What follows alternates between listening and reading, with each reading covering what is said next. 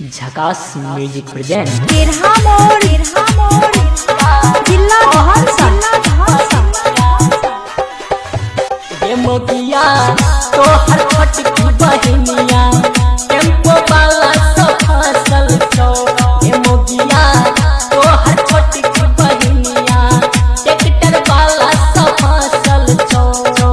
Tractor वाला सब फसल छो कि टेम्पो वाला सब फसल छो। लागो ओ करे संगे ई फरार है तो ये मोगिया तो हर छटकी बहनिया टेम्पो वाला सब फसल छो।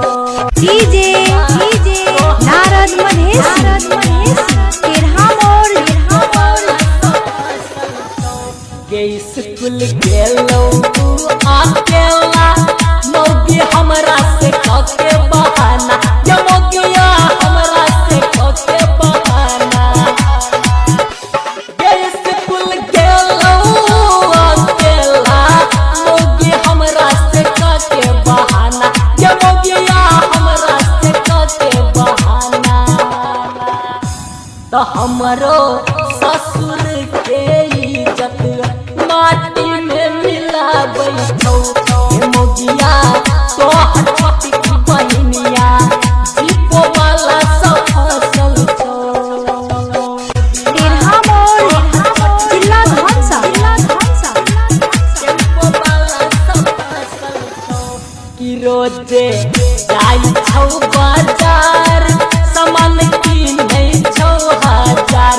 के मोगिया सामान किनै छौ हजार। कि रोजे जाई छौ बाजार सामान किनै छौ हजार। के मोगिया सामान किनै छौ हजार। कि लागो 9 महीना में इता पर्दा फास भ जेतो। ये मोगिया तो हर छटकी बहनिया फैंसी वाला सब फसल छो। डीजे नारद महेश केरहा मोर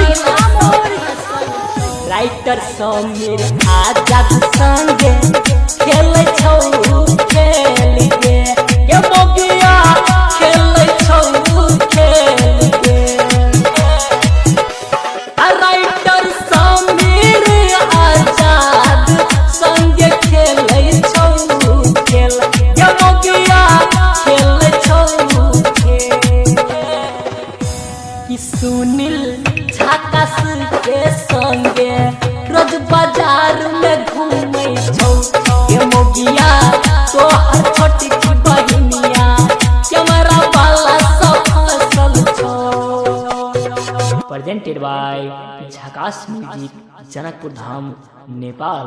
आप चाहते हैं कि झकास म्यूजिक से गाना बनाएं तो कांटेक्ट करें 9825839138।